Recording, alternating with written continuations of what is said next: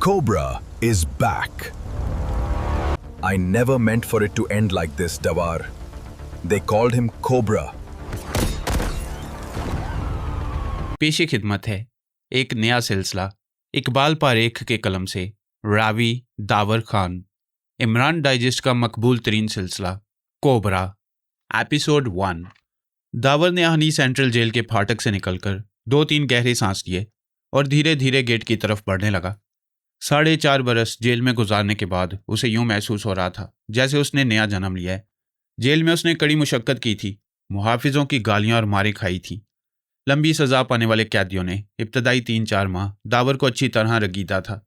आखिर तंग आकर उसने फैसला किया था कि शराफत से काम नहीं चलेगा। उसने जेलर रामकृष्ण को सूरत हाल से आगाह करके उसकी मदद चाहिए थी। जेलर ने मुस्कुराकर नरमी से कहा था, यह तुम्हारा अपना मसला है और इसे तुम ही हल कर सकते हो। मैं इस मामले में तुम्हारी कोई मदद नहीं कर सकता। I am very sorry. मैं कैदियों के इस किस्म के मामलात में मुदाखलत नहीं करता। ये मेरा उसूल है, मैं सख्ती से इसकी पाबंदी करता हूँ। पर अपुन क्या करेगा जेलर साहब? 4-5 उम्र कैद के बदमाश कैदियों के सरदार बने हुए हैं। उन शैतान का माफिक ज़ादों ने अपना जिंदगी ख्वार कर दिया है। दावर ने भराई हुई आवाज़ में कहा, सॉरी, मैं तुम्हारे लिए कुछ नहीं कर सकता। मैं समझ गया हूँ तुम किन कैदियों की बात कर रहे हो। इन खबीसों की सरदारी को ख़त्म करना मेरे बस का रोग नहीं है। अलबत्ता मेरी तरफ से तुम्हें इजाज़त है, तुम चाहो तो उनसे अपने तौर पर निमट सकते हो। दंगा फसाद होने पर मैं तुम्हारे खिलाफ कोई एक्शन नहीं लूँगा। बस इतना मैं तुम्हारे लिए कर सकता हूँ। एक बात की वजाहत करना ज़रूरी समझता हूँ। लड़ाई मारपीट में तुम्हारे हाथों कोई बदमाश मर गया या शदीद जख्मी हो गया तो मैं तुम्हारी रिपोर्ट करने पर मजबूर होऊंगा। जेलर की इजाज़त मिलने पर दावर को बड़ा हौसला मिला। उसने बदमाशियों से निमटने के लिए ऐसी चाल चली थी कि सांप भी मर जाए और लाठी भी ना टूटे। जेल में 4 बड़े बदमाश थे जो अमूमन तमाम कैदियों पर अपने चेले चांटों की मदद से हुकूमत कर रहे थे। दावर ने लड़ाओ और हुकूमत करो की पॉलिसी पर अमल शुरू कर दिया। उसने चारों को इत्तेहाद में रखने में डाल दिया और मुख्तलिफ तरकीबों से उन्हें आपस में भिड़ा दिया। ज़बरदस्त दंगा फसाद हुआ। 2 सरदार मारे गए और बाकी 2 का तबादला पूना सेंट्रल जेल में हो गया और यूं दावर के दिन अच्छे गुजरने लगे। मगर जेल फिर जेल होती है।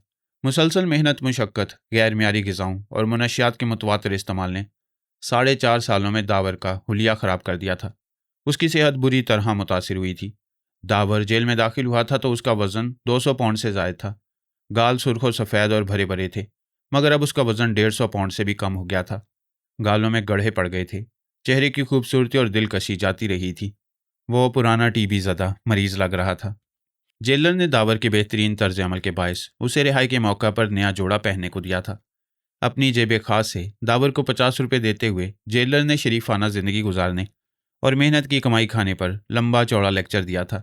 दावर ने जेलर की नसीहत आमेज़ बातें एक कान से सुनी थी और दूसरे कान से निकाल दी। दावर ने जाते जाते जेलर से कहा, एक बात बोले जेलर साहब, बुरा नहीं मानने का।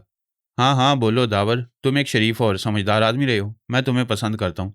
जेलर ने नरमी से कहा, आपको गलती लगा है जेलर साहब, इधर उल्टा मामला है। अपुन बहुत ख़राब आदमी है, माँ कसम अपुन शरीफ बिल्कुल नहीं है। मगर तुम्हारा जेल का रिकॉर्ड बहुत अच्छा है। 4.5 बरस तुमने बड़ी शराफत से गुजारे हैं। पिछले 3 साल से तुम कैदियों के जमादार भी रहे हो। दावर ने गहरी सांस लेकर कहा, यही तो आपका गलती है जेलर साहब। अबू ने इधर आपके जेल में एक कारनामा किया है। जेलर के चेहरे पर हैरत के तासुरात उभरे थे और उसने ताज्जुब खेज लहजे में कहा था, मैं तुम्हारा मतलब नहीं समझा दावर, तुम क्या कहना चाहते हो? बड़ा खतरनाक बात है जेलर साहब, दावर ने हिचकिचाते हुए कहा। आप सुनेगा तो साला आपका खोपड़ी घूम जाएगा। आज जेल में अपुन का आखिरी दिन है, इसलिए हम आपको बता देगा, मगर इसका वास्ते आपको एक वचन देना पड़ेगा। कैसा वचन दावर? जेलर ने हैरत से पूछा। हमको वचन दो जेलर साहब कि आप ये बात किसी और को नहीं बोलेगा। अच्छा भाई, मैं वचन देता हूँ कि किसी को नहीं बताऊंगा। आपको याद है जेलर साहब, इधर 4 साल पहले 4 गुंडा लोगों का हुकूमत था। अपुन आपका पास मदद के वास्ते आया था। जेलर ने इस बात में सर हिलाकर कहा था, मुझे अच्छी तरह याद है। मैंने तुम्हें उनसे निमटने की इजाज़त दी थी, मगर इसकी नौबत ही नहीं आई। वो चारों आपस में लड़ पड़े थे। जेल में ज़बरदस्त फसाद हुआ था जिसमें 2 सरदार मारे गए थे। 2 का तबादला पूना जेल में कर दिया गया। वही तो अपुन का कारनामा था जेलर साहब। अपुन ने उनको लड़ा दिया था, सालों का धड़न तख्ता कर दिया था। अब आप क्या बोलते हैं जेलर साहब? आपने थोड़ा देर पहले लंबा भाषण दिया। बुरा नहीं मानने का क्या? ये दुनिया भी जेल का माफिक है। अपुन छोटी जेल से निकलकर बड़ी जेल में जा रेला है। आपका भाषण पर अमल करने से अपुन भूखा मर जाएगा। दावर जेलर को हैरान और परेशान छोड़कर बाहर आ गया। बड़े गेट से बस स्टॉप निस्फ फरलांग दूर था। वो बड़ी दिलचस्पी से इमारतों और गाड़ियों को देखने लगा। 4.5 बरस में बहुत तब्दीली आ चुकी थी। जेल के दाएं जानिब एक मैदान था, वहां अब कई बुलंदों बाला इमारतें बन चुकी थीं। सड़कों पर ट्रैफिक 2 गुना हो चुका था। फुटपाथों पर राहगीरों के हजूम को देखकर वो दम बखुद रह गया। लोगों का एक सीले रवां था जो बढ़ता चला रहा था। बस स्टॉप पर सिगरेट पान के एक खोखे के पास दावर रुक गया, गिरदोपेश का जायजा लेने लगा। फिर उसने काले भुजंग मारवाड़ी से सिगरेट का पैकेट खरीदा। सिगरेट सुलगाकर हल्के हल्के कश लेने लगा। दिलकश नक्शो निगार की 2 सांवली लड़कियां हंस हंस कर सरगोशियों में बातें कर रही थीं। सफ़ेद धोती पहने हुए एक मोटा शख्स बार बार उन्हें कनखियों से देख रहा था और होंठों पर जुबान फेर रहा था। मोटे शख्स से चंद कदम के फासले पर एक एंग्लो इंडियन लड़की खड़ी थी। साफ जाहिर हो रहा था कि वो किसी का इंतजार कर रही थी। घड़ी घड़ी कलाई घड़ी देख रही थी। बस आई और दावर पिछली लंबी नशिस्त के कोने में खिड़की के करीब बैठ गया। टांगे अगली सीट के नीचे घुसाकर उसने सर पीछे शीशे से टिका दिया और नैना के बारे में सोचने लगा। वह शौक और तेज तरार नैना को तसव्वुर के पर्दे पर देखने की कोशिश करने लगा। वो उसे मिलकर यकीनन बेहद खुश होगी। 4.5 बरस में वो खासी बदल चुकी होगी। मुमकिन है वो मराठा कॉलोनी से जा चुकी हो। महामिया बांद्रा में किसी सेठ ने उसे रखेल के तौर पर आलीशान फ्लैट दिलवा दिया। मुमकिन है वो भूल चुकी हो कि कभी दावर नामी जज्बाती और सरफिरे नौजवान से उसका ताल्लुक रहा था। नैना दावर की हदायत के मुताबिक एक बार भी उससे मिलने जेल नहीं आई थी। दावर ने अब्दुल और नैना की मदद से एक बड़ी दुकान में डाका मारा था।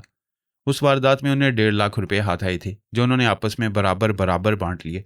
दावर ने अपने हिस्से के 50,000 रुपये पूना के एक बैंक में जमा करा दिए थे। चंद ही रोज बाद पुलिस ने दावर और अब्दुल को डाके के जुर्म में गिरफ्तार कर लिया था। पुलिस को नैना पर भी शुबा था। मुकदमा कई माह चला। एक चशमदीद गवाह ने दावर को शनाख्त कर लिया। अब्दुल के बारे में वो मुतज़ब्ज़ब था। अदालत ने दावर को मुजरिम गर्दानते हुए 10 साल कैद बामुशक्कत की सजा दी थी और अब्दुल को शक का फायदा देते हुए बरी कर दिया। पुलिस ने दावर से डाके की रकम निकलवाने की बहुत कोशिश की थी। उस पर बेपनाह तशद्दुद किया था, मगर दावर ने उन्हें कुछ नहीं बताया। दावर को सलमा का ख्याल आया, जो उसकी गरीब मौसी की कबूल सूरत बेटी थी, सीधी सादा संजीदा और बुर्दबार।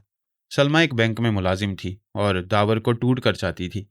गुज़िश्ता 4 बरस में वो दावर से मिलने सैकड़ों मरतबा जेल आई थी। हर बार वो उसके लिए लजीज खाना और फल ज़रूर लाती। वारदात से पहले सलमा ने दावर को सुधारने की बहुत कोशिश की। वो दावर को समझाती कि तालीम याफ्ता होते हुए मुजरिमाना ज़िंदगी गुजारना अच्छी बात नहीं है। दावर ने सलमा की अहमकाना नसीहतों पर तवज्जो नहीं दी थी। हर बार वो हकारत से मुस्कुरा कर रह जाता। उसने कई मरतबा सलमा को कीमती तोहफे देने की कोशिश की थी। उसने हर मरतबा मुस्कुराकर उसका ये तोहफा ये कहकर वापस कर दिया कि वो उसके हक हलाल के पैसों का इंतजार कर रही है। नैना दावर की लाइन की लड़की थी। डरना तो वो जानती ही नहीं थी। दावर के साथ उसने कई डाके की वारदातों में हिस्सा लिया था और अब 4.5 साल से उसने नैना की शक्ल तक नहीं देखी थी। पता नहीं नैना कहाँ होगी। दावर ने एक सर्द आह भर के सोचा। मुमकिन है उसने शादी कर लियो, मगर शादी की तो वो कायल नहीं थी। हो सकता है वो अब्दुल के साथ काम करियो। खैर, वो जहाँ होगी मैं उसे ढूंढ निकालूंगा। मैं नैना के बगैर नहीं रह सकता, ना वो मेरे बगैर रह सकती है। दावर ने जेल में ही यह फैसला कर लिया था कि रिहाई के बाद वो नैना और अब्दुल के साथ 2-4 बड़े बड़े हाथ मारेगा। 5-7 लाख रुपए जमा करके पुरानी कारों की खरीदो फरोख्त का कारोबार शुरू कर देगा। उसे अच्छी तरह याद था कि नैना ने एक रोज़ सरमस्ती की कैफियत में उससे एक बात कही थी। उसने बड़े प्यार से कहा था कि वो अव्वल तो किसी से शादी नहीं करेगी और करेगी तो वो सिर्फ उसी से करेगी। दावर ने नैना से शादी के इम्कान पर भी गौर किया था। नैना अच्छी लड़की नहीं थी। उसका सफ़ेदो स्याह दावर के सामने था। उसने कभी पारसाई का दावा नहीं किया। वो जैसी भी थी उसके सामने थी। दावर का अंदाज़ा था कि नैना में सुधरने के जरासीम मौजूद थे। पता नहीं क्यों दावर को यकीन सा था कि नैना शादी के बाद सिर्फ उसी की होकर रहेगी। उसने सोचा था कि नैना की मर्जी हुई तो वो उससे शादी करके उसे सुधरने का मौका ज़रूर देगा। दावर ने मराठा कॉलोनी के स्टॉप पर उतर के इत्मीनान का गहरा सांस लिया। वो सरमस्ती की कैफियत में गरीबों की इस बस्ती को देखने लगा। बस्ती वैसी ही थी जैसी वो छोड़कर गया था। कोई खास तब्दीली रूनमा नहीं हुई थी। गरीबों की बस्तियों में ऐसा ही होता है। उन्हें सुधारने और तरक्की देने के बड़े बड़े दावे किए जाते हैं, मगर उन्हें पूरा करने की नौबत ही नहीं आती।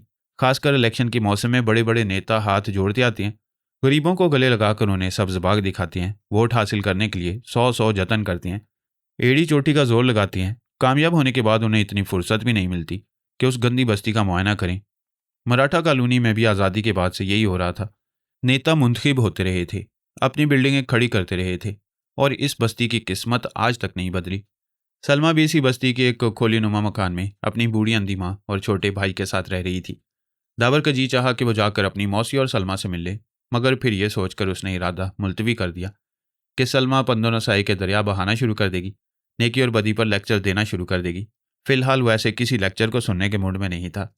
दावर गली के नुक्कड़ पर खड़ा बस्ती की रौनक देख रहा था। नंग धड़ंग काले पीले बच्चे शोर मचा रहे थे, फराटे से मोटी मोटी गालियां बक रहे थे, मारपीट कर रहे थे।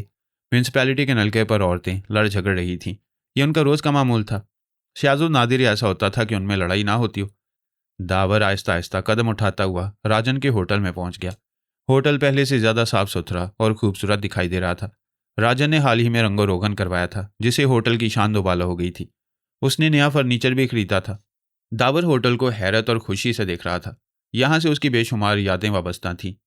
अच्छे बुरे बहुत से दिन उसने यहाँ गुजारे थे और वह बीते दिन उसे याद आ रहे थे। काउंटर पर कोई नया पंछी खड़ा था, दुबला पतला, जर्द और मदकूक सा लड़का। दावर को हैरत से देख रहा था। राजन कहाँ है? दावर ने अपने लहजे में रोब पैदा करते हुए पूछा। दुबले पतले लड़के ने अकबी दरवाजे पर एक नज़र डाली और बोला, राजन नहीं है, तुम कौन हो? उस साले को बोलो तुम्हारा उस्ताद दावर आयला है। दावर सख्त लहजे में बोला। बेवकूफ़ का माफिक, हमारा मुंह क्या देखता है साला, जल्दी करो। अच्छा साहब, अच्छा माई बाप, तुम इधर कुर्सी पर बैठो, हम अभी राजन को बुलाते हैं। चाय पिएगा साहब? मलाई वाला चाय, लड़के ने घिघियाते हुए कहा। दावर काउंटर के करीब एक कुर्सी पर बैठ गया और टांगे मेज पर रख ली। मेज पर चाय की एक गंदी प्याली पर बहुत सी मक्खियां भिनभिना रही थी। दावर को इस लड़के पर शदीद गुस्सा आ रहा था। अगर वो लड़का दावर से वाकिफ होता तो उसे देखते ही थर थर कांपने लग जाता। इस तरह इत्मीनान से बैठा न रहता। 4.5 बरस में एक बड़ी तब्दीली थी जो रूनमा हुई थी। जेल जाने से पहले छोटे बड़े बदमाश, बच्चे जवान, बूढ़े दावर के नाम से कांपते थे। मराठा कॉलोनी में किसी की मजाल नहीं थी जो उससे ऊंची आवाज में बात भी करता। दावर ने कहकर खुद को तसल्ली दी कि ज्यादातर लोग अब भी उसके वाकिफ हैं और जो वाकिफ नहीं है वो जल्द जान जाएंगे। उसने तहैया किया कि नए लोगों को वो बहुत जल्द अपनी अहमियत का एहसास दिला देगा, उन्हें अपनी इज्जत और तौकीर करने पर मजबूर कर देगा। थोड़ी ही देर में अधेड़ उम्र गंजा राजन घबराया हुआ कभी दरवाजे से नमदार हुआ। वह एक गलीज तौलिया से हाथ पहुंच रहा था। दावर पर नजर पड़ते उसने दांत निकाल दिए और तीर की तरह उसकी तरफ लपका। दावर, अरे ओ दावर, तू आ गया रे, अपने तो नसीब जाग गए। राजन गर्म जोशी से दावर से लिपट गया। उसके जिस्म से पसीने, आटे और मसालों की मिली जुली बसांद उठ रही थी। कैसे हो राजन, धंधा पानी कैसा है? दावर ने उसकी पुश्त पर थपकी देकर कहा। ऊपर वाले का करम है दावर, ठंडा गर्म चलते ही रहता है। तेरे जाने से तो इधर की रौनक ही खत्म हो गई थी। उस्ताद माँ कसम, किसी चीज में अपन का दिल नहीं लगता था। ऊपर से एक नया दादा रघु इधर आ गेला है, बड़ा नुकसान किया उसने अपन का। राजन की आवाज भर आ गई। उसकी आंखों से आंसू टप टप बहने लगे। अरे तुम साला छोकरी का माफिक होता है, छी छी छी। तुम फिक्र मत करो, अपन उस हमजादे का तख्ता कर देगा। वो साला इधर तुम्हारा किचन में बर्तन धोएगा, तुम्हारा होटल में झाड़ू लगाएगा, अक्खा दिन में तुमको 20 टाइम सलाम करेगा और तुम जो बोलोगे करेगा। भगवान तुमको खुश रखे दावर। अपुन साला इधर तुम्हारा वापसी के लिए दुआ करता था। तुम्हारा वास्ते अपुन ने हनुमान मंदिर में नारियल चढ़ाया। अपुन ने मन्नत भी माना था कि तुम वापस आ गया तो साला हनुमान मंदिर का श्री जगदीश को 5 किलो मिठाई देगा। राजन ने झुककर दावर के घुटने पकड़ते हुए कहा। दावर ने राजन को बाजुओं से पकड़कर उठा दिया, बड़े प्यार से बोला, अब तुम साला रोना धोना बंद करो। ये बताओ साला अशोक दादा किधर गया? मराठा कॉलोनी में उसका राजपाट चलता था। अशोक दादा ने तुम्हारा मदद नहीं किया? अशोक दादा पंडित बन गया उस्ताद। राजन ने गलीज तौलिए से अपने आंसू पहुंचते हुए कहा। क्या बोलता है? देख राजन, अपन मस्करी मजाक पसंद नहीं करता। दावर गैर यकीनी से उसकी तरफ देखते हुए बोला। अपन ठीक बोला उस्ताद, अशोक दादा पंडित बन गया है। मराठा कॉलोनी में उसने आना छोड़ दिया। ये तो तुमने अच्छा खबर नहीं सुनाया राजन। लगता है अशोक दादा का मगज फिर गेला है। अगर तुम बोलता अशोक दादा फिल्म लाइन में चला गया है तो अपन यकीन कर लेता, परंतु ये पंडित वाला मामला अपनी खोपड़ी में नहीं आता। तुमने बहुत दारू तो नहीं पी ली राजन? दावर ने उसे मशकूक अंदाज से देखते हुए कहा। नहीं उस्ताद, तुम तो अपन को अच्छी तरह जानते हैं। हम दारू का धंधा जरूर करता है मगर दारू पीता नहीं है। हमने अशोक दादा को अपना आंखों से देखा है उस्ताद, साला पक्का पंडित बन गया है। उधर भगवान रजनेश का आश्रम में रहता है। परंतु अशोक दादा ने ऐसा काय को किया राजन? दावर ने पूछा। हम अपना गर्लफ्रेंड का साथ 2 महीने पहले चौपाटी पर गया था। उधर साला अशोक दादा से अपन का मुलाकात हुआ था। 2 अमेरिकन छोकरी उसका साथ था। हमने अशोक दादा से छोकरी लोग का बारे में पूछा तो बोला कि ये रजनीश आश्रम की दासी हैं। अशोक दादा अमेरिकन छोकरियों को भेलपूरी खिलाने और नारियल पानी पिलाने के वास्ते चौपाटी पर लाया था। फिर हमने अशोक दादा से पूछा कि तुम दादागिरी काय को छोड़ा? तो मालूम वो क्या बोला? क्या बोला? साला अपन को आंख मार के बोला, ये पंडित का धंधा दादागिरी से अच्छा है। राम राम जपना, पराया माल अपना। साला वो बहुत खुश था उस्ताद। इधर अशोक दादा को कोई देसी छोकरी भी लिफ्ट नहीं देता था। उसने बताया था कि आश्रम में बहुत अमेरिकन छोकरियां हैं। मालूम अपन को अशोक दादा ने क्या बोला? क्या बोला? बोला तुम भी पंडित बन जाओ, भगवान अपने चेलों पर बहुत मेहरबान है। अपन को बोला आश्रम में ऐशी ऐश है, छी छी छी, साला भगवान के साथ भी धंधा करता है। राजा ने बुरा समूह बनाकर कहा। वो साला रघु मिलता कहाँ है? दावर ने पूछा। हनुमान मंदिर का बाजू में जो लकड़ी का टाल था ना, रघु ने पठान बाबा को उधर से भगाकर अपना अड्डा बनाया। उधर साला वो जुआ भी करवाता है। छोकरा पाल्टी उसका दारू बांद्रा टैक्सी स्टैंड पर भी सप्लाई करता है। मराठा कॉलोनी का हर दुकानदार से वो 5 रुपया रोज टैक्स लेता है। शुरू में अपन ने उसको टैक्स नहीं दिया तो उसके गुंडों ने इधर दंगा फसाद किया, अपन को मारा पीटा, सारा फर्नीचर, क्रॉकरी और दारू का बोतल तोड़ दिया और फिर होटल को आग लगा दिया। अपन लुट गया उस्ताद, बर्बाद हो गया। अक्खा 10,000 का नुकसान हुआ था। राजन से बर्दाश्त ना हो सका और वो फिर फूट फूट कर रोने लगा।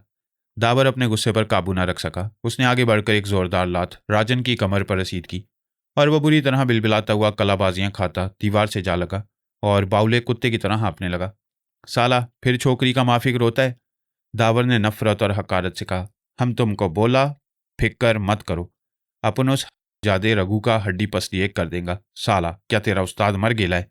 वो लोफर का बच्चा रघु तेरे को 10 का 20,000 थाली में रख कर देगा। वो साला तुम्हारा चरण भी छुएगा। अब अपन नहीं रोएगा उस्ताद, बिल्कुल नहीं रोएगा।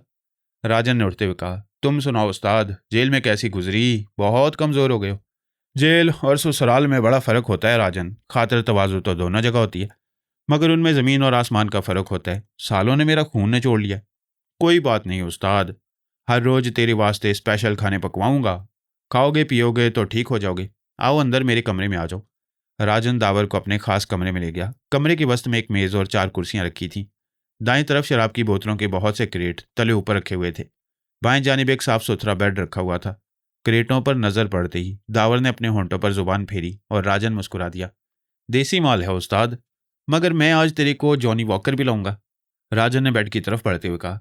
दावर ने दोबारा होंठों पर जुबान फेरी, एक कुर्सी घसीट कर बैठ गया। राजन ने बेड के नीचे से जॉनी वॉकर की एक बोतल निकाली, इसे महारत से खोला और एक गिलास में विस्की उंडेल कर दावर की तरफ बढ़ा दिया। दावर ने बेताबी से झपट कर गिलास लिया और एक ही सांस में चढ़ा गया। राजन ने गिलास दोबारा भर दिया और बोला, तेरे को पीते देखकर बहुत खुशी हुई है उस्ताद। माँ कसम, दारू के धंधे का असल मजा आ गिला है।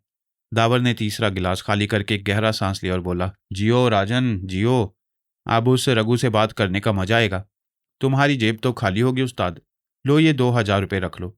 राजन ने नोटों की एक गड्डी दावर की तरफ बढ़ाते हुए कहा। चेकबुक की जरूरत तो नहीं है? नोट वापस जेब में रख ले राजन, दावर ने सर्द लहजे में कहा। आज मैं रघु से तेरे 10,000 सूद के साथ वसूल कर लूंगा। असल तू रख लेना, अपना काम सूद से चल जाएगा। हाँ, वो चेकबुक मेरे को दे दे। राजन ने लोहे की एक पुरानी अलमारी से एक नई कोरी चेकबुक निकाली और दावर को थमाकर बोला, देख लो उस्ताद, जैसी तुम छोड़कर गए थे वैसी ही पड़ी है। दावर ने चेकबुक पतलून की जेब में ठूंस लिया और बोला, मैना के बारे में तेरे को कुछ मालूम है राजन? वो आजकल कहाँ है, क्या कर रही है? राजन ने सर झुका लिया और धीमी आवाज में बोला, मैना को भूल जाओ उस्ताद, वो तेरे पिंजरे से उड़ गई है। अपन तेरे को पहले भी बोला था। बात क्या है राजन? अगर वो किसी सेठ की रखेल बन गई है तो ये कोई नई बात नहीं है। अपन एक सीटी बजाएगा और अपन के पिंजरे में आ जाएगी। दावर ने उसे घूरते हुए कहा। उसने शादी कर लिया उस्ताद, एक मारवाड़ी सेठ ने तेरी मैना के पर काट दिए। वो बांद्रे के एक बंगले में गोरी मेम की तरह रह रही है। तेरी सीटी अब काम नहीं आएगी। क्या बोलता है रे? तूने गलत सुना है राजन। दावर का चेहरा गुस्से से लाल भभूका हो गया। तेरे को मालूम है उस्ताद, अपन की झूठ की आदत नहीं है। मैना ने मेरे को शादी में बुलाया था, बहुत धूमधाम की थी उस मोटे मारवाड़ी सेठ ने। राजन ने डरी डरी आवाज में कहा। मैं उसका पेट फाड़ दूंगा, दावर ने गुस्से की शिद्दत से कपकपाते हुए कहा। बात अपन की समझ में नहीं आई है उस्ताद। मैना को किसी सेठ की रखेल होने में तेरे को कोई एतराज नहीं है। अब उसने शादी की है तो तुम गुस्सा कर रहे हो। शादी के बगैर रहना तो पाप है, राजन हैरत से बोला। किसी को जुबान देकर फिर जाना भी पाप है राजन, दावर ने गुस्से से तिल मिलाते हुए कहा। उसने अपन को जुबान दी थी कि किसी से शादी नहीं करेगी, और अगर करेगी तो सिर्फ अपन से करेगी। अगर उसकी कोई मजबूरी थी तो वो किसी को जेल भेजकर मेरी मर्जी मालूम कर सकती थी। बात पाप और पुण्य की नहीं है राजन, बात जुबान की है। मैना को यह शादी बहुत महंगी पड़ेगी। राजन ने लड़के को भेजकर बावर्ची को उसके घर से बुलवा लिया और उसे 2 मुर्गियां भूनने की हिदायत की। फिर उसने दावर के लिए सोडा और बर्फ का इंतजाम किया और उसके बराबर कुर्सी पर बैठ गया। दावर ने अपनी नशिस्त से उठकर जोरदार अंगड़ाई ली नरम बेड पर जूतों समेत दराज हो गया। चंद लम्हे वो आंखें मूंदे लेटा रहा, फिर बुड़बड़ा कर उठ बैठा, जैसे कोई अहम बात उसे याद आ गई हो। उसने खुमार आलूद आवाज में राजन से कहा, मेरे यार अब्दुल का क्या हाल है? आजकल वो क्या कर रहा है? अब्दुल एक्स्ट्रा सप्लायर बन गया उस्ताद। फालतू टाइम मेरे दारू का धंधा करता है, राजन ने कहा। तुम्हारा जेल जाने के बाद तो एकदम महाराजा ग्वालियर बन गया था। ऐसा मालूम पड़ता था कि कानून का खजाना उसके पास आ गया हो। रोज चौपाटी पर छोकरियों के संग घूमता था। हर संडे को अपने फ्लैट में ड्रिंक पार्टी करता था। एक साल में साला अपनी लाइन पर आ गया। तेरे को बहुत याद करता है उस्ताद। तेजी में तेरे को याद नहीं करता था, अब मंदी में ठर्रा पीकर तेरी याद में रोता है। मालूम क्या बोलता है? क्या बोलता है? बोलता है उस्ताद दावर 1 साल में जेल से नहीं छूटा तो वो अपने आप को बिल्कुल खल्लास कर लेगा। तेरे बगैर वो बहुत दुखी है उस्ताद। साला खबीस, दावर ने हकारत से फर्श पर थूक कर कहा। खल्लास हो गया तो अपन को याद करता है, उसका गाड़ी तो अपन के बगैर नहीं चल सकता। दावर और राजन मेज पर बैठे हुए विस्की की चुस्कियां लेते रहे। 1.5-2 घंटे बाद बावर्ची ने खाना तैयार कर दिया। दावर को जोरों की भूख लगी थी। वो खाने पर टूट पड़ा जैसे कई रोज का भूखा हो। जेल में उसे सलमा की ही बदौलत अच्छा खाना नसीब हो जाता था। ज्यादातर उसका गुजारा पतली बेमजा दाल और गैर मियारी रोटी पर होता था। दावर ने डटकर खाना खाया और फिर 2-3 डकारे लेकर मुस्कुराते हुए राजन को देखने लगा। राजन ने लड़के को बुलाकर बर्तन उठवाए और मेज की सफाई करा दी। क्या ख्याल है राजन, रघु दादा के अड्डे पर चला जाए? देखता हूं कितने पानी में है। दावर ने एक सिगरेट सुलगाकर 2-3 गहरे कश लगाकर कहा। राजन ने अपनी कलाई घड़ी में वक्त देखा और सहमे अंदाज में बोला, वो राक्षस इस वक्त अपने अड्डे पर होगा, मगर तेरा अकेले जाना ठीक नहीं है उस्ताद। दावर ने कहकर लगाया और बोला, सब कुछ भूल गया है? तेरा मगज तो खराब नहीं हो गया है? राजन, अरे भूल गया, जेल जाने से पहले अपन इधर का राजा होता था। अशोक दादा भी अपना इज्जत करता था। तुम भी एकदम छोकरी का माफिक बात करता है। अच्छा ये बता, अशोक दादा के चेले अब कहाँ हैं? गुरु बदल गया है उस्ताद, चेले वहीं खड़े ले हैं। राजन ने मुस्कुरा कर जवाब दिया। अब बोल किसकी मजाल है जब उनके सामने सर उठाकर खड़ा हो सके? दावर ने जहरीले लहजे में कहा, एक भी मेरे सामने खड़ा नहीं होगा और बाकी उस रघु दादा से अपन अकेला निमट लेगा। चल अब उठ जा। राजन दावर को लेकर रघु दादा के अड्डे पर पहुंच गया। लकड़ी की टाल खत्म हो गई थी। रघु ने वहां 3 कच्चे पक्के कमरे बनवा लिए थे। अहाते में 2 बदमाश बैठे घटिया शराब से शुगल कर रहे थे। राजन को देखकर उनके होंठों पर इस्तेहजाइया मुस्कुराहट बिखर गई। दावर ने उन्हें पहली नजर में पहचान लिया। दोनों ही अशोक दादा के पुराने चेले थे। उनमें से एक चेले ने लड़की को छेड़ने पर दावर से मार भी खाई थी। दावर ने लातों घूंसों और ठुड्डों से उसकी अच्छी खासी मुरम्मत की थी। वो 1 महीने तक बिस्तर से नहीं उठ सका था। दोनों दावर को पहचान नहीं सके। उन्होंने दावर को गौर से देखा भी नहीं। सुरख कमीज वाले बदमाश ने गले में पड़ा हुआ रेशमी फूलदार रुमाल दुरुस्त किया और गर्दन अकड़ा के खड़ा हो गया। वह हकारत और नफरत से राजन को देख रहा था। चंद लम्हे वो राजन की आंखों में आंखें डाले देखता रहा, फिर तंजिया लहजे में बोला, इधर काय को आया है राजन? तेरी शकल से मालूम पड़ता है कि तेरे पेट में फिर दर्द उठा है। वो तेरा बाप रघु किधर है? दावर ने सफाक लहजे में कहा। सुरख कमीज वाले ने दावर के लहजे की सख्ती पर उसे चौंक कर देखा। चंद ही लम्हों में उसके चेहरे का रंग उड़ गया। उस पर सख्त किसी कैफियत तारी हो गई। फिर उसकी टांगें कपकपाने लगीं और वो कांपती हुई आवाज में बोला, दावर तुम? हाँ मैं तेरा बाप दावर हूं। तू मेरी मार को भूल तो नहीं गया भोलेनाथ? दावर ने पूछा। प्रेमनाथ, जिसे दावर ने तंजन भोलानाथ कहा था, कपकपाते हुए होंठों पर जुबान फेरकर बोला, उस्ताद दावर, माँ कसम, अपुन तेरे को कैसे भूल सकता है? तुम तो अपुन का माई बाप है दावर। दावर ने आगे बढ़कर एक जोरदार थप्पड़ प्रेमनाथ के रसीद किया। वो 2-3 कदम पीछे लड़खड़ाया और तवाजन बरकरार न रखते हुए पुश्त के बल जमीन पर ढेर हो गया। दावर ने आगे बढ़कर एक जोरदार ठोकर प्रेमनाथ की पसलियों में रसीद की।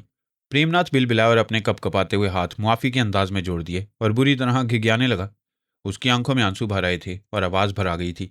कमीने, ये क्यों नहीं बोलता कि तू अपने बाप को भूल गया था? दावर ने चंद लम्हे कुछ सोचा, फिर कदरे नरमी से बोला, परंतु इसमें तेरा कोई कसूर भी नहीं। अब जा अपने जीजा जी को जाके बोल कि तेरा बाप आयला है। जा, जैसा मैंने बोला तू वैसे ही जाके बोल दे। प्रेमनाथ बदस्तूर हाथ जोड़े हुए कांपते हुए खड़ा हो गया और बेबसी से अपने साथी की तरफ देखकर बोला, चल पोपट, तू भी मेरे साथ चल। पोपट ने होंठों पर जुबान फेरकर इस तरह दावर की तरफ देखा जैसे उससे इजाजत तलब करो। दावर ने एक शाने बेनियाजी से पोपट को जाने का इशारा किया। वो दोनों तेज तेज कदम उठाते रघु दादा के अड्डे की तरफ चल पड़े। उनकी नजरों से ओझल होते ही दावर ने राजन के पुश्त पर हल्की सी थपकी दी और एक कहका लगाकर बोला, अब देखना राजन, अब तेरे को मजा आएगा। ऐसा सीन तो तूने अपनी अक्खा जिंदगी में नहीं देखा होगा। वो खबीस रघुनाथ हाथ जोड़कर तुमसे मुआफ़ी ना मांगे तो अपुन का शकल पर लानत दे देना, क्या समझा? उस कमीने ने अपुन को बड़ा तकलीफ दिया है उस्ताद, अपुन का जीना हराम कर दिया। उस खबीस रघु का ऑमलेट बना दो उस्ताद। तू फिक्र मत कर राजन, जानी अपुन रघु को अंडा ऑमलेट नहीं, अंडा घोटाला बना देगा। दावर ने छाती चौड़ी करके कहा। राजन के होंठों पर मुस्कुराहट फैल गई। उसने भी इस तरह सीना फुला लिया जैसे मुर्ग अजान देने से पहले फुलाता है। वो दोनों खामोशी से इंतजार करने लगे। 10-15 मिनट बाद एक दराज कद और मजबूत जसामत का अधेड़ उम्र स्याफाम शख्स गर्दन अकड़ाए हुए उनके सामने वाले कमरे से निकला और खूंखार नजरों से दावर को घूरते हुए धीरे धीरे उसकी तरफ बढ़ने लगा। दावर ने उसके तेवरों से अंदाजा लगा लिया कि रघु इसी गेंडे का नाम है। उसने राजन को देखा जिसके चेहरे का रंग उड़ा हुआ था, टांगे एक खास सुर में कपकपा रही थी। दावर ने एक जोरदार हाथ राजन की पुश्त पर रसीद किया और सख्त लहजे में बोला, छोकरी का माफिक, काहे को डरता है? सीधा तनकर खड़ा हो, नहीं तो तेरा कचूमर बना दूंगा। रघु दादा दावर से 5-6 कदम दूर तनकर खड़ा हो गया और जहरीली मुस्कुराहट होंठों पर बखेरे सर तापा उसका जायजा लेने लगा। वो दावर की जिंदा दिली और नडरपन से कुछ सोचने पर मजबूर हो गया था। वो दावर को शायद एक आम सा दादागीर समझकर उसकी चटनी बनाने आया था, मगर दावर के जारहाना और बेखौफ रवैये ने उसे ठिठकने पर मजबूर कर दिया। लेकिन इसके बावजूद रघु दादा दावर से मरूब दिखाई नहीं दे रहा था। उसे अपनी जिस्मानी ताकत और घुनसेबाजी पर बड़ा नाज था। दावर को एक मगरूर और घुमंडी छोकरा समझ रहा था। फिर रघु ने राजन को देखा जो कांपते हुए दावर के पीछे छुपने की कोशिश कर रहा था। रघु के चेहरे पर इस्तेज़ाइया मुस्कुराहट पैदा हुई। वह एक एक लफ्ज पर जोर देते हुए पुरसुकून आवाज में बोला, ये छोकरा ठीक बोलता है राजन। तुम छोकरी का माफिक काय को डरता है? तुमको हिजड़ा का माफिक डरना चाहिए। हिजड़ा लोग छोकरी लोग से ज्यादा डरता है और तुम अपुन से इसलिए डर रहे कि तुम अपुन को अच्छी तरह जानते है। ये नया पंछी अभी 1 घंटे के बाद अपुन से बिल्कुल तुम्हारा माफिक डरेगा। रघु दादा तुम्हारा छोकरा पाल्टी किधर है? दावर ने पुरसुकून आवाज में पूछा। क्या मतलब? क्या बोलना है? तुम जो बोलना है साफ साफ बोलो। अपुन को एंकी पैंकी बात पसंद नहीं। अपुन का मगज खराब हो गया तो तुम्हारा खोपड़ी का 2 टुकड़ा कर देगा। रघु दादा ने गुस्से से खौलते हुए लहजे में कहा। दावर की पेशानी पर एक शिकन भी नमूदार न हुई। उसके होंठों पर मुस्कुराहट बिखरी हुई थी। वह मजबूती से अपनी जगह जमा खड़ा था। उसने फिर पुरसुकून आवाज में कहा, रघु दादा, अपन उस छोकरा पार्टी का बात करते हैं जिसने अपन का दोस्त राजन का होटल तोड़ा था। जरा अपने चेलों को आवाज तो दे। अपन तुमको एक तमाशा दिखाना मांगता है। रघु दादा के चेहरे पर उलझन के तासुरात नमूदार हुए। वो अब किसी कदर परेशान दिखाई दे रहा था। दावर ने पुरसुकून अंदाज में उसे थोड़ा सा गड़बड़ा दिया था। रघु ने राजन से जो बात कही थी उसका मकसद दावर को मरूब करना था, मगर दावर पर उसकी धमकी का रत्ती बराबर भी असर नहीं हुआ। यही बात रघु की परेशानी का बायस बनी हुई थी। अब दावर ने उसके चेले चांटों को बुलवा लिया था तो ये बात उसकी समझ में नहीं आई थी। रघु चंद लम्हे तैश के आलम में दावर को घूरता रहा। फिर उसके होंठों पर हल्की सी जहरीली मुस्कुराहट नमूदार हुई। वह तंजिया लहजे में बोला, तुम अपुन को मदारी मालूम पड़ता है। मदारी का तमाशा अपुन को बहुत पसंद है छोकरा। ये कहकर रघु ने एक मखसूस अंदाज में सीटी बजाई और पलट कर दरवाजे की तरफ देखने लगा। एक एक करके मुख्तलिफ कद्दो कामत और रंगो नस्ल के 8-10 बदमाश अहाते में आ गए। उन सब के चेहरों पर हवाइयाँ उड़ रही थीं। वह सब सहमी हुई नजरों से दावर को देख रहे थे। रघु ने अपने चेलों को खौफजदा देखा तो गुस्से की शिद्दत से उसका स्याह चेहरा कुछ और स्याह पड़ गया। आगे बढ़कर उसने एक दराज कद चेले का गिरेबान पकड़ लिया और उसे दावर की तरफ धकेल कर बोला, तुम बड़ा हीरो बनता था, अपने आप को अमिताभ बच्चन समझता था। अब तुम्हारा बाप अमजद खान आ गया है। चलो अब अपना फिल्म शुरू करो, हम देखते हैं कि तुम कितना बड़ा हीरो है। तवील कामत बदमाश दावर से 2 कदम के फासले पर खड़ा हो गया और होंठों पर जुबान फेरते हुए रघु को बेबसी से देखने लगा। रघु दादा ने नफरत और हकारत से उसे देखते हुए काटदार आवाज में कहा, क्यों रे पन्ना लाल, आगे क्यों नहीं बढ़ता रे? गीदड़ का माफिक हमको क्या देखता है? दावर ने राजन को एक तरफ धकेल दिया और आस्तीन का बटन खोलकर इसे चढ़ाने लगा। फिर कुछ सोचकर उसने बुशर्ट के सारे बटन खोल दिए और इसे उतारकर एक तरफ उछाल दिया। रघु दादा के तमाम चेले बड़ी दिलचस्पी से दावर की एक एक हरकत को देख रहे थे। वक्ती तौर पर जान छूटने से उनके चेहरों पर इत्मीनान झलक रहा था। पन्ना लाल अब बहुत हद तक संभल गया था। रघु ने उसकी खासी बेइज्जती की थी। उसने सोच लिया था कि अब अगर वो आगे नहीं बढ़ा तो रघु उसे धुई की तरह धुनक कर रख देगा। ये गोया उसके लिए डूब मरने का मकान था। उसका खून खौल उठा। उसके ज़हन में ख्याल उभरा कि मार उसका मुकद्दर हो चुकी है। अगर उसने दावर से मुकाबला करने और उसके हाथों पिटना मंजूर ना किया तब भी वो पिटे बगैर नहीं रहेगा। लिहाजा उसने दिल ही दिल में अपने आप से कहा, चल बेटा पन्नालाल, चढ़ जा सूली पर, राम भली करेगा। पन्नालाल ने गहरा सांस लिया और खूंखार अंदाज में दावर की तरफ देखने लगा और उसके दोनों हाथों की मुट्ठियां भिंची हुई थीं। नजरें दावर पर मरकूज थीं, जो पुरसुकून और मुतमईन उसके करीब आने का इंतजार कर रहा था। दावर के करीब पहुंचकर पन्नालाल ने एक जोरदार घुंसा रसीद करने के लिए हाथ लहराया। दावर ने बड़े मजे से बाएं कोहनी पर पन्नालाल का वार रोक लिया। फिर उसका दायां पांव हरकत में आया। उसका जोरदार घुटना पन्नालाल के पेट में पड़ा और वो डकराता हुआ उलटकर रघु के कदमों में जा पड़ा। रघु ने गाली देकर जोरदार ठोकर उसकी पसलियों में रसीद की। फिर उसके चीखने चिल्लाने की परवाह ना करते हुए रघु ने बिजली की सी तेजी से झुककर पन्नालाल को गिरेबान से पकड़कर उठाया और दोबारा दावर की तरफ धकेल दिया। दावर ने पै दर पै 2-3 घूंसे पन्नालाल के मुंह पर रसीद किए। फिर उछलकर एक फ्लाइंग किक उसके सीने पर रसीद की। पन्नालाल फुटबॉल की तरह लुढ़कता हुआ दोबारा रघु के कदमों में जा पड़ा। रघु ने फिर एक जोरदार लात पन्नालाल को रसीद की, उसे 2-3 गालियां दी और अपने चैले चांटों को नकारा और दावर से खौफजदा समझते हुए तेजी से उस पर टूट पड़ा। गुर्राते हुए उसने दावर को लातों और घूंसों पर रख लिया। दावर को सोचने समझने का मौका ही न मिल सका। उसके वहम गुमान में भी नहीं था कि रघु दादा यूं अचानक उस पर हमला करेगा। अपने उस्ताद और हमायती को पिटते देखकर राजन हक्का बक्का रह गया। उसके चेहरे पर जर्दी छा गई और वाने वाले संगीन लम्हात के ख्याल से कप कपाने लगा।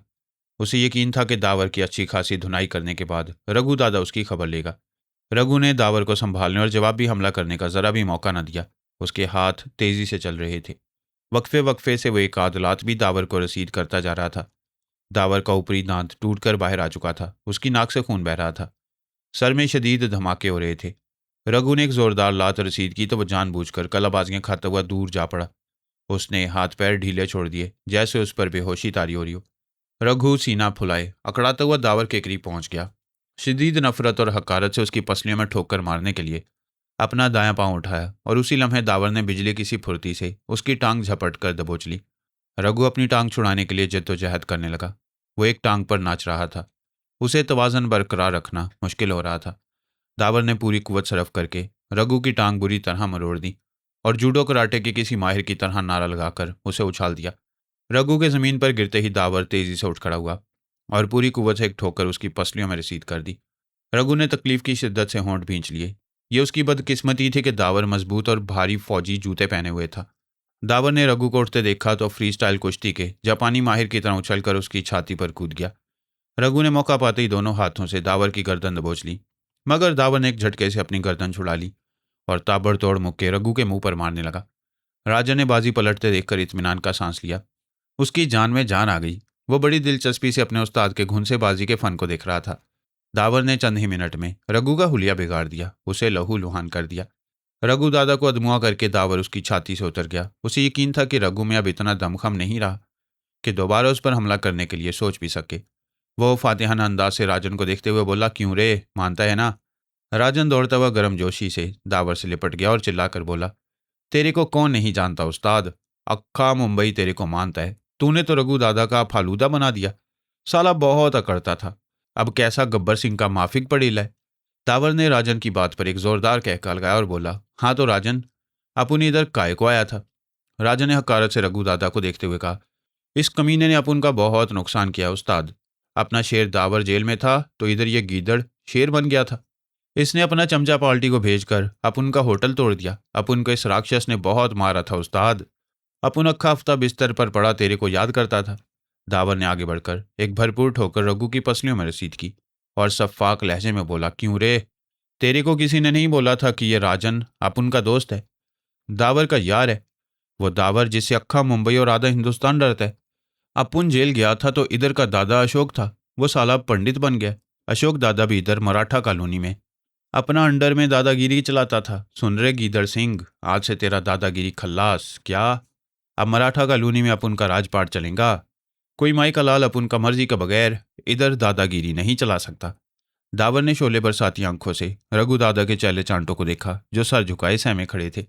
उनमें से किसी एक की मजाल भी नहीं थी कि दावर से आंखें मिला सके। दावर ने करीब खड़े हुए प्रेमनाथ को मुखातिब करके कहा, भोलेनाथ जी, अपने गीदड़ सिंह को उठाकर अंदर कमरे में चलो, अपुन इसे हिसाब किताब करना मांगता है। दावर शाम 7 बजे अपने दोस्त और पार्टनर अब्दुल के घर पहुंच गया। उसे देखकर अब्दुल पर सख्ती की सी कैफियत तारी हो गई। फिर वो गर्मजोशी से दावर से लिपट गया। अब्दुल उसे बगलगीर होते हुए रोने लगा। दावर के आने से पहले उसने सस्ते और घटिया ब्रांड ठर्रे की आधी बोतल चढ़ाई थी। इस नीम बेहोशी की कैफियत में वो कुछ ज्यादा ही जज्बाती हो गया। उसकी आंखों से आंसू टप टप बह रहे थे। दावर की अब्दुल से 12 साल पुरानी दोस्ती थी। उसके दुख सुख में अब्दुल ने हमेशा उसका साथ दिया था। ज्यादातर वारदातें दोनों ने मिलकर की थीं। दावर अच्छी खासी रकम अब्दुल का देकर जेल गया था और अब वो कतई मुफलिस दिखाई दे रहा था। ठर्रे की बोतल देखकर ही दावर को उसकी हालत का अंदाजा हो गया। यहाँ आने से पहले राजन भी उसे अब्दुल के एक लाश होने की खबर दे चुका था। यह अब्दुल की पुरानी आदत थी। दावर के साथ उसने लाखों रुपए कमाए। अपनी शाना तबीयत की वजह से फकीर का फकीर ही रहा। पैसे उसकी जेब में टिकते ही नहीं थे। उसने कभी आने वाले वक्त की परवाह नहीं की। रस्मी अलेक्स लैग के बाद दावर जूतों समेत अब्दुल के डबल बेड पर दराज हो गया।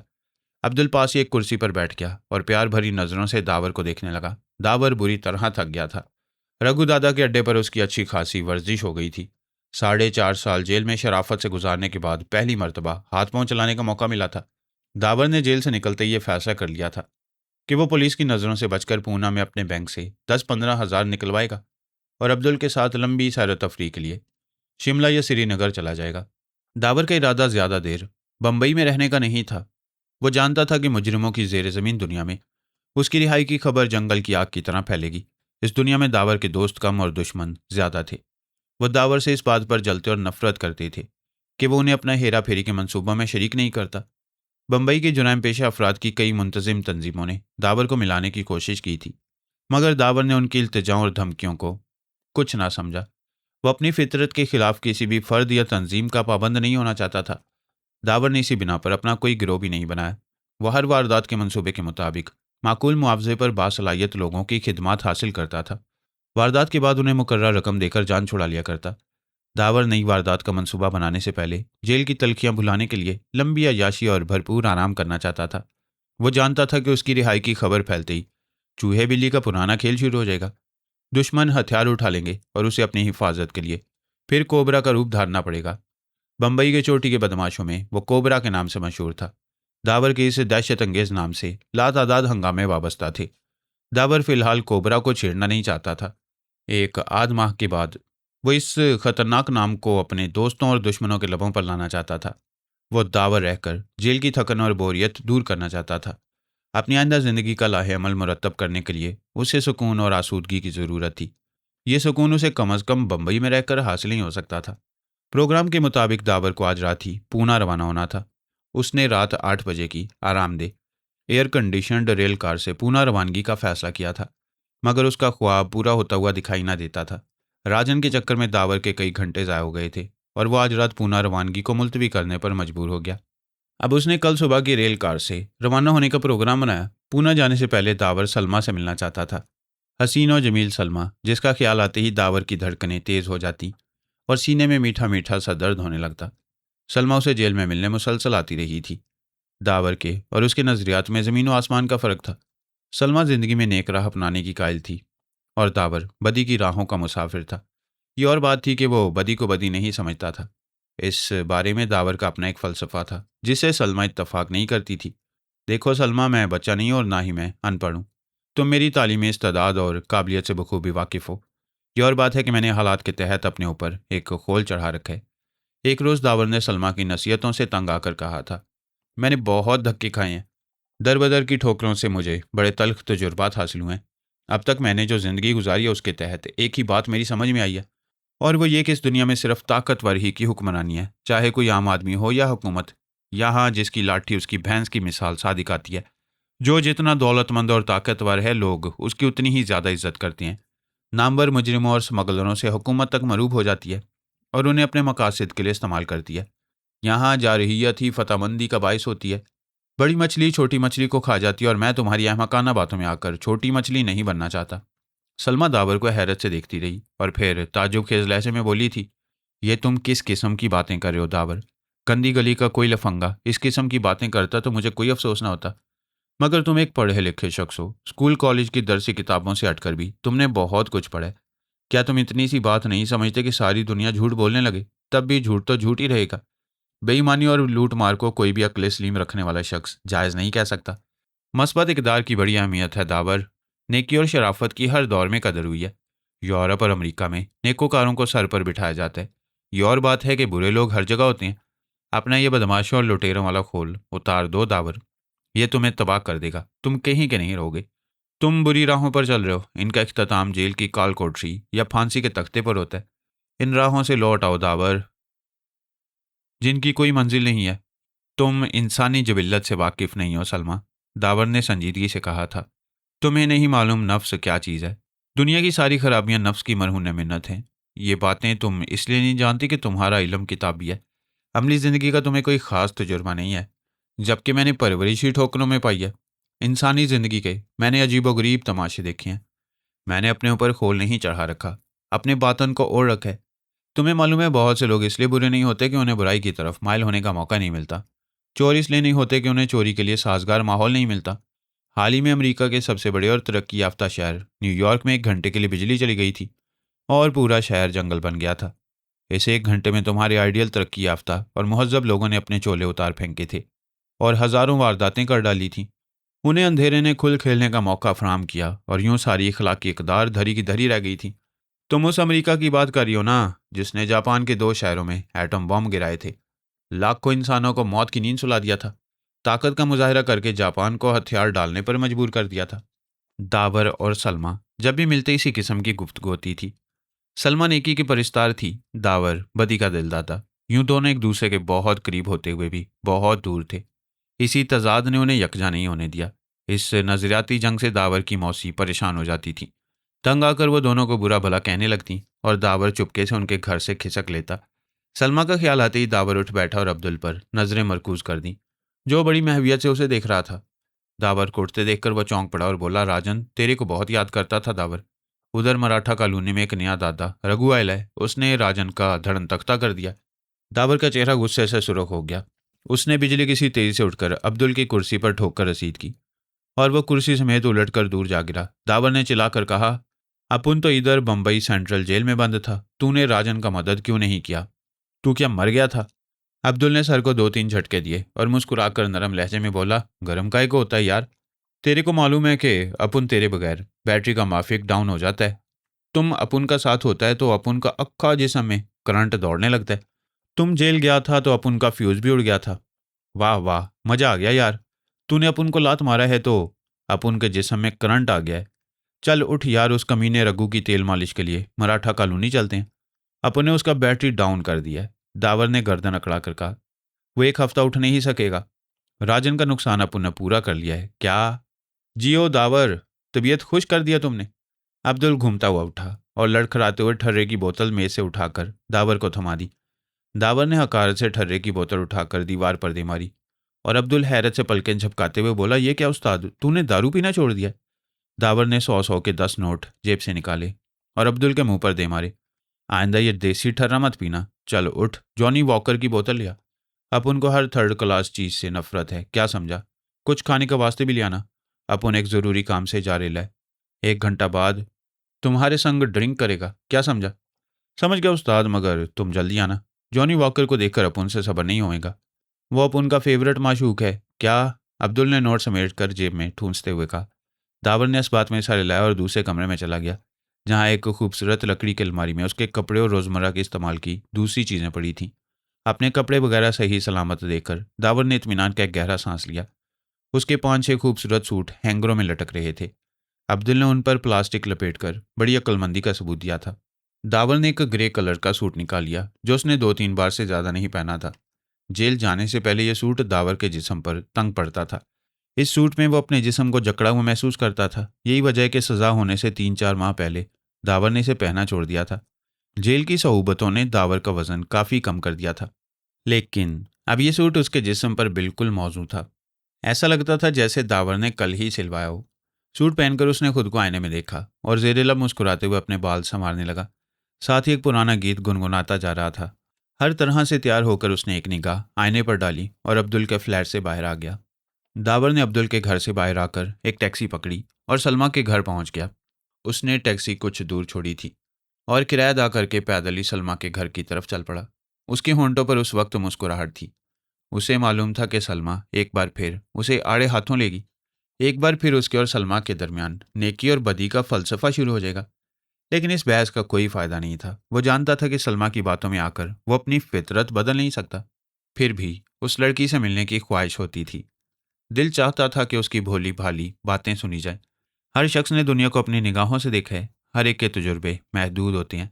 सलमा बेचारी को क्या मालूम कि जिंदा रहने के लिए कितना दिल को मारना पड़ता है। इस दुनिया में खुशी भीख मांगने से नहीं, छीनने से मिलती है। जब वो सलमा के घर पहुंचा तो दरवाजे पर पड़े हुए ताले को देखकर उसका मुंह बन गया। धत तेरे की, ना जाने ये लड़की कहाँ रहती है। वो बिलबिलाता हुआ अब्दुल के फ्लैट में वापस आ गया। यहाँ एक और मुसीबत उसका इंतजार कर रही थी। अब्दुल कमरे के फर्श पर इस तरह लेटा था कि उसके दोनों हाथ फैले हुए थे। दाहिने हाथ से कुछ फासले पर जॉनी वॉकर की एक बोतल लुढ़की हुई थी, जिसमें आधी शराब बाकी थी, जबकि इस बोतल से कुछ फासले पर दो खाली बोतलें अपना हाल सुना रही थीं। सोफे के करीब बचा हुआ खाना भी रखा था, मुर्गी की खाली हड्डियां जिन्हें बहुत बेदर्दी से भंबोड़ा गया था। दावर ये देखकर गुस्सा से भर गया। उसने एक जोरदार लात अब्दुल की कमर पर रसीद की। अरे बाबा, क्या करते हैं? अब्दुल मदहोशी के आलम में बुड़बड़ाया। मेरे को काय को मारता है? दावर ने एक लात और रसीद की। साला, तुम लोगों को अच्छा माल हजम नहीं होता।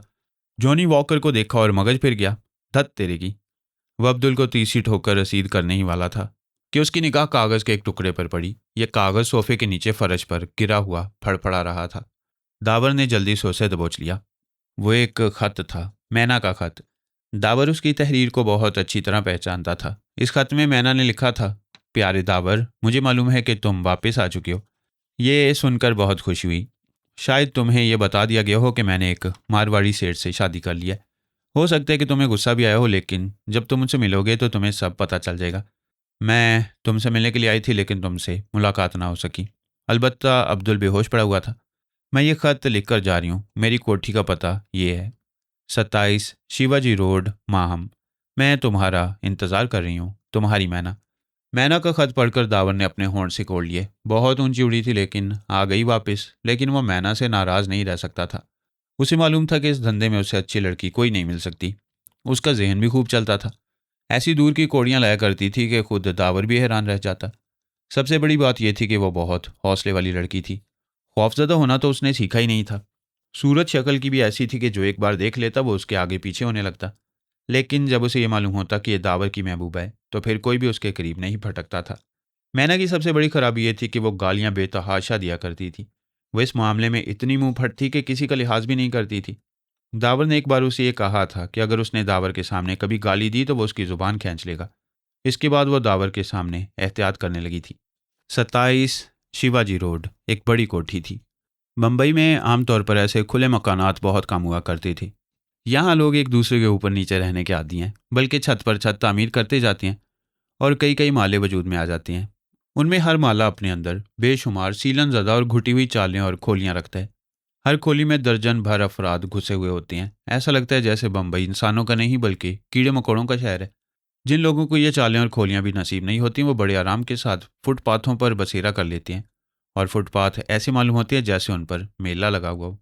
लेकिन 27 शिवाजी रोड एक बड़ी कोठी थी। सलीके की इमारत, सलीके का अहाता और सलीके के वो दो नेपाली गोरखा जो लोहे वाले बड़े गेट पर पहरा दे रहे थे। दावर ने बड़ी लापरवाही से गेट के अंदर जाने की कोशिश की, लेकिन उन दोनों ने उसे रोक लिया। ए मवाली, किधर जाता है? उनमें से एक ने कहा। साहब नहीं है कोठी पर। साहब नहीं तो क्या हुआ, तुम्हारा मेम साहब तो होएगा। दावर अपनी एक आंख दबाते हुए बोला। वो उन दोनों से छेड़छाड़ करने के मूड में था। चलो हटो इधर से, दूसरे ने उसे धक्का दिया, वरना पेट फाड़ देगा। अच्छा, दावर ने अपनी कमीज ऊपर उठा दी। ऐसा बोला तो चलो पेट फाड़ दो, अपन भी देख लेगा। वो दोनों उसकी इस हरकत पर हैरान होकर रह गए। फिर उन्होंने कुछ कहना चाहा, लेकिन अंदर से किसी की आवाज़ आई। ओ बलराम सिंह, क्या बात है, क्या हो रहा है? यह आवाज़ किसी लड़की की थी। दावर ने आवाज़ की सिमत देखा। वो एक लड़की थी, 19-20 बरस की, बहुत खूबसूरत। उसने नीली पैंट और सफ़ेद कमीज पहन रखी थी। उसके लंबे बाल उसकी पुश्त पर लहरा रहे थे। उसके हाथ में एक चाबुक था, जिसे घुमाती हुई वो गेट की तरफ आने लगी। ये मवाली अंदर जा रहा है, एक गोरखे ने दावर की तरफ इशारा करते हुए लड़की को बताया। अच्छा। वह लड़की दावर के करीब आकर खड़ी हो गई। वो बड़ी दिलचस्पी से उसकी तरफ देख रही थी। क्या बात है? उसने पूछा। किससे मिलना है? अब तो ऐसा लगता है कि तुमसे ही मिलने आया हूँ, दावर ने अपना लहजा बदलते हुए कहा। उसने ये खूबी बहुत तवील मश्क के बाद हासिल की थी। वो जब चाहता बम्बई के मवालियों की जुबान बोलने लगता, और जब चाहता उसका लहजा मुहज्जब और साफ हो जाता। तुम बदतमीज़, उस लड़की ने दावर का जवाब सुनकर अपना चाबुक अचानक घुमा दिया। दावर इस रद्द-ए-अमल की तवक्को कर रहा था, इसलिए वो फुर्ती से एक तरफ हटा और उसने वो चाबुक लड़की के हाथ से छीन लिया। चाबुक छीनते ही वो लड़की और भी मुश्तिल हो गई। उसने चिल्लाकर एक मोटी सी गाली दावर की तरफ लुढ़का दी और इसके साथ ही उसने दोनों गोरखाओं का इशारा किया कि वो दावर पर टूट पड़े। दावर ने अभी तक सब कुछ बहुत आराम से बर्दाश्त किया था। वो यहाँ लड़ना नहीं चाहता था। उसके यहाँ आने का मकसद कुछ और था, लेकिन अब सूरत हाल कुछ ऐसी हो गई थी कि वो इन गोरखाओं के सामने पसपाई इख्तियार करता तो वो दोनों उसे रगीद कर रख देते। उन नेपाली गोरखाओं ने अपनी रवायत के मुताबिक अपनी कमर से उड़से हुए चाकू निकाल लिए। इन चाकुओं की साख्त बहुत मुख्तलिफ हुआ करती थी। ये आगे से खमदार होते थे। कहा जाता था कि गोरखाओं से बेहतर इस चाकू का इस्तेमाल कोई नहीं कर सकता। दावर जानता था कि चाकू का खेल आसान होने के साथ साथ बहुत मुश्किल भी होता है। इसमें आसानी तो ये होती है कि ये दूर रहकर किसी को कत्ल नहीं किया करता, और मुश्किल ये होती है कि अगर निगाह चूक जाए तो अच्छे अच्छे सूरमा भी चाकू के घाव से नहीं बच सकते। इसमें आंखों को बिल्कुल सींध कर रखना पड़ता है, पलकें तक नहीं झपकाई जाती। चाकूबाजों का फन दावर ने उस्ताद कल्लन खान से हासिल किया था, जो रामपुर के सबसे बड़े चाकूबाज तस्लीम किए जाते थे। और इस वक्त उस्ताद कल्लन का बताया हुआ फन उसके काम आ सकता था। अगर उसके मुकाबले में दूसरे लोग होते तो दावर को इतनी उलझन नहीं होती। लेकिन ये दोनों चाकू जनी के फन में माहिर मालूम होते थे। इनके चाकुओं को पकड़ने का अंदाज ही बता रहा था। वो दोनों जचे तुले अंदाज से कदम ब कदम दावर की तरफ बढ़ने लगे। इस दौरान लड़की अलग जाकर खड़ी हो गई थी। दावर को उस लड़की पर भी हैरत हो रही थी। उसकी जगह कोई और लड़की होती तो चाकुओं को देखकर ही उसके होश उड़ जाते, लेकिन ये बड़े इत्मीनान के साथ इस तमाशे को देखने की मुंतजिर थी, जो कुछ ही देर में शुरू होने वाला था। वो दोनों आगे बढ़ते रहे और दावर ने अपनी निगाहें उन पर जमा दी। उसने अपने दोनों हाथ अपने पहलुओं की तरफ फैला लिए। यह उसका खास अंदाज था। जिस तरह उकाब अपने पंजों में अपने शिकार को दबोच लिया करता है, इसी तरह वो अपने शिकार को गिरफ्त में कर लिया करता था। दोनों गोरखे अब उसके करीब पहुंच चुके थे और उन दोनों ने बेयक वक्त उस पर हमला कर दिया। लेकिन उन्हें यह अंदाज़ा नहीं था कि उनके सामने दावर खड़ा है। उसने फौरन ही अपने पाँव की ठोकर से ढेरी मिट्टी उड़ा दी। ये बहुत आसान हरबा था और ऐसे मौक़ों पर यह हरबा बहुत काम करता था।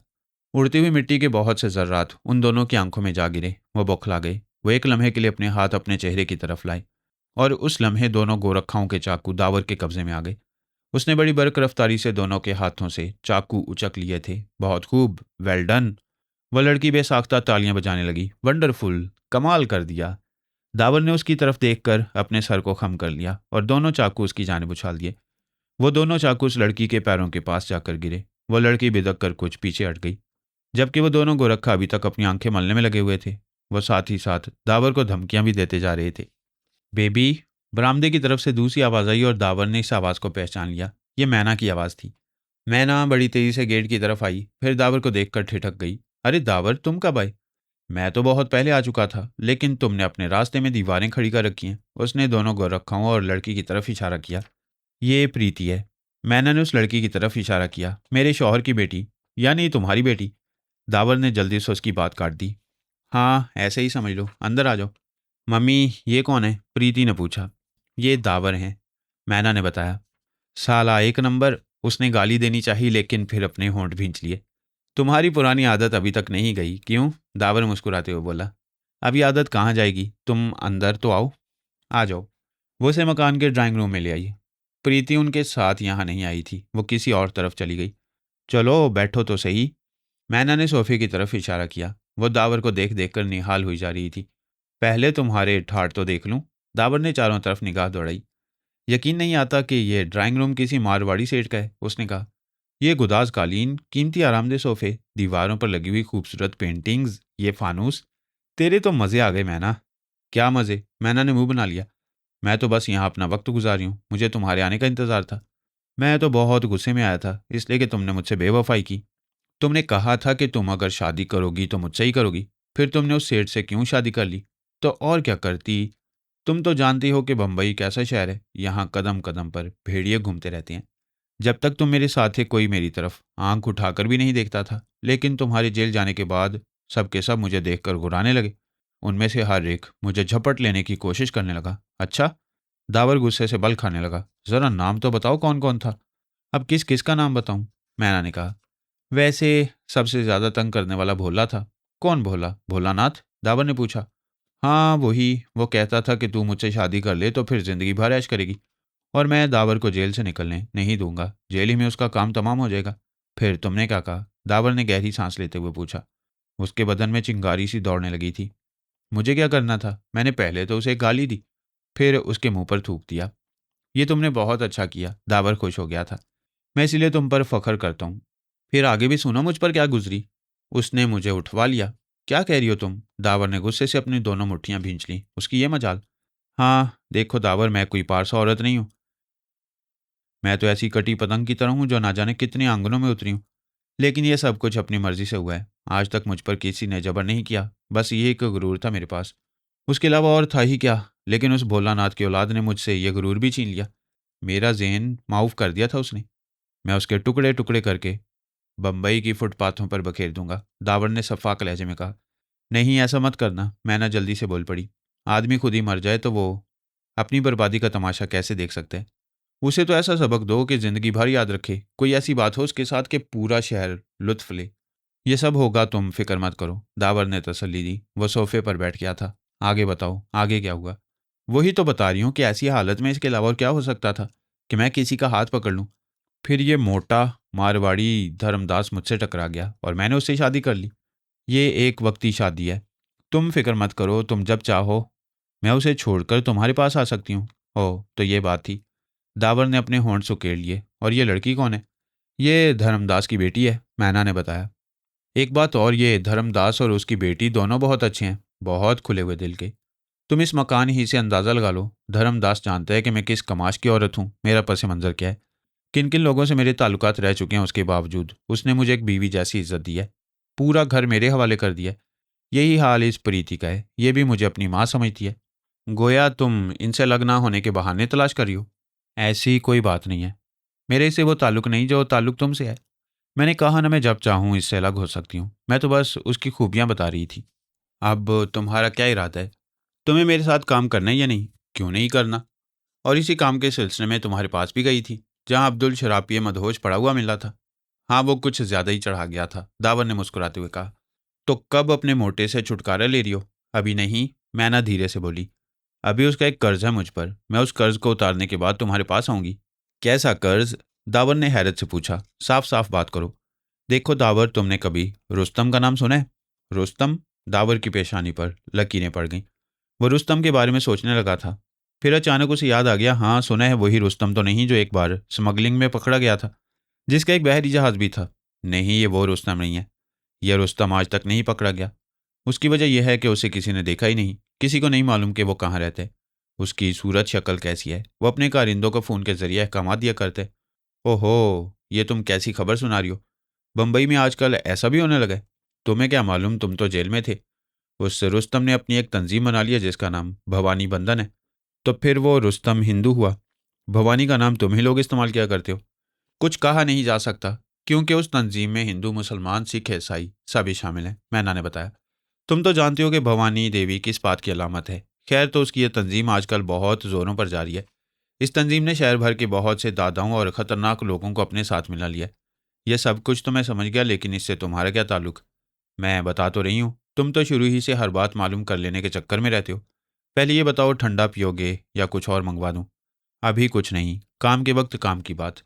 दावर ने अपना हाथ उठा दिया। तुम मुझे पहले सारी बातें बताओ।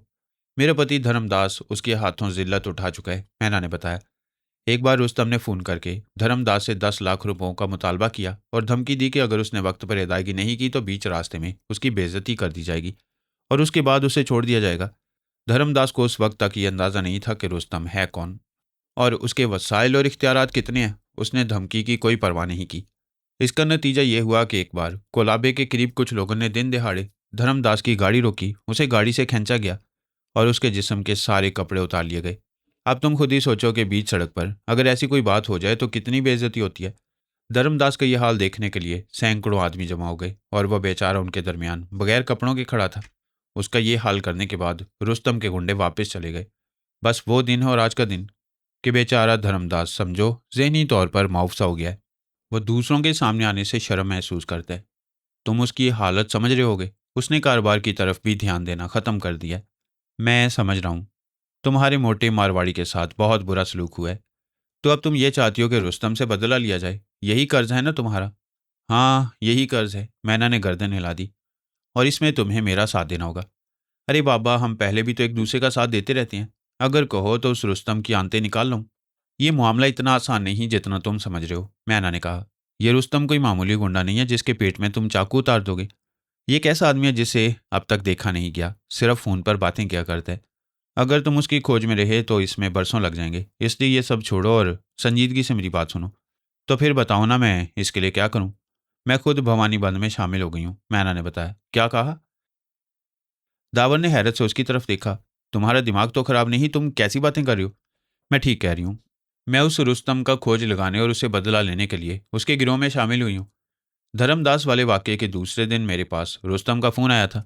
वो मेरे माज़ी से वाकिफ़ है। उसने मुझसे कहा कि मैं उसके गिरोह में शामिल हो जाऊँ, क्योंकि उसके गिरोह में मुझ जैसी लड़की नहीं है और मैं उसके लिए बहुत काम आ सकती हूँ। उसने धर्मदास की बेइज्जती का भी हवाला दिया। उसने कहा कि उसे धर्मदास से रुपए नहीं लेने थे। ये हरकत उसने सिर्फ इसलिए कराई थी ताकि एहसास हो जाए कि रुस्तम के हाथ हर जगह और हर शख्स तक पहुँच सकते हैं। रुस्तम ने मुझे सोचने के लिए एक दिन का वक्त दिया था। फिर तुमने अपने मोटे से मशवरा लिया होगा, दावर बोल पड़ा। और उसने कहा होगा कि भगवान के लिए उसकी बात मान लो, वो बहुत खतरनाक आदमी है। हाँ, यही हुआ था। जब मैंने धर्मदास से बात की तो उसका रंग जर्द पड़ गया। वो बेचारा खौफ से लरजने लगा। उसने यही कहा कि अपनी और उसकी जान की खातिर मैं रुस्तम की बात मान लूं, वरना वो हमें कहीं का नहीं छोड़ेगा। बुज़दिल। दावर ने गुस्से से कालीन पर थूक दिया। ना जाने तुमने कैसी आदमी से शादी कर ली। वो बेचारा चूहा है, लेकिन उसने मुझे इतनी इज्जत दी है कि मैं ऐसा कभी सोच भी नहीं सकती थी। तुम ही बताओ, मुझ जैसी लड़की को कोई अपने घर में रख सकता है? लेकिन ये कारनामा सिर्फ धर्मदास ने अंजाम दिया है और यही कर्ज मेरे सर पर है। मैं इसे उतार लूं फिर मैं आज़ाद हो जाऊंगी। मुझ जैसी लड़की भी तो कभी कभी किसी के एहसानमंद हो जाती है। खैर, मैं उस तंजीम में शामिल हो गई और रुस्तम मुझसे काम लेने लगा। ये काम बहुत मामूली हुआ करते थे। मसलन फलां को फलां पैगाम पहुंचा दो, फलां को फलां चीज़ दो। मैंने रुस्तम के किसी हुक्म को रद्द नहीं किया। इसका नतीजा हुआ कि रफ्ता रफ्ता मैं उसके करीब होती चली गई। इसका मतलब ये हुआ कि तुमने उसे देख लिया है? दावर ने जल्दी से पूछा। नहीं, ऐसी कोई बात नहीं हुई, लेकिन उसके लहजे से पता चलता है कि उस हर्रा मेरा मतलब है कि वो खबीस मुझ पर भरोसा करने लगा है और मैं इस कोशिश में हूं कि उसके और करीब हो जाऊं ताकि उससे धर्मदास का इंतकाम लिया जा सके। ये तो कोई बात नहीं हुई, दावर ने अपने होंठ सुकेड़े। जब एक बंदा सामने ही नहीं तो तुम उससे मुकाबला किस तरह कर लोगी? यही तो सोच रही हूँ। मैना ने गहरी सांस ली। तुम्हें मैंने इसलिए बुलाया है कि तुम कोई तरकीब सोचो। बस एक बार उसका धड़न तख्ता हो जाए, फिर मैं तुम्हारे साथ हूँ। इसके बाद मुझे धर्मदास की भी कोई परवाह नहीं होगी। मैं उसे बोल जाऊंगी कि मैं उसे छोड़ रही हूँ। तुम ऐसा करो, मुझे अपने शौहर से मिलवा दो, दावर ने कहा। देखूं तो सही कि वो मोटा कैसा आदमी है। हो सकता है कि उससे रुस्तम का कोई पता चल जाए। वैसे भी इधर उधर से मैं उसके बारे में मालूम करने की कोशिश करूंगा। अच्छा, मैं अब चलता हूँ और हाँ, उस प्रीति को तो बुलवाओ। कोई बदमाशी है? मैना ने झिड़क कर कहा। तुम जाओ यहाँ से, शाम को आ जाना। धर्मदास भी वापस आ जाएगा। गेट पर मौजूद दोनों गोरखाओं ने कहर आलूद निगाहों से उसकी तरफ देखा, फिर दूसरी तरफ देखने लगे। दावर मुस्कुरा दिया। अगर उसके पास वक्त होता तो वो उन दोनों से और भी छेड़छाड़ करने की कोशिश करता, लेकिन उसे सबसे पहले भोलानाथ से निमटना था जिसने मैना की बेइज्जती की थी। उसके नज़दीक ये बहुत बड़ी बात थी कि कोई उसकी महबूबा पर ज़बरदस्ती हाथ डाल दे। मैना ऐसी लड़की तो नहीं थी जिसके लिए झगड़ा खड़ा किया जा सकता, लेकिन सारा मामला उसकी अपनी रजामंदी का था।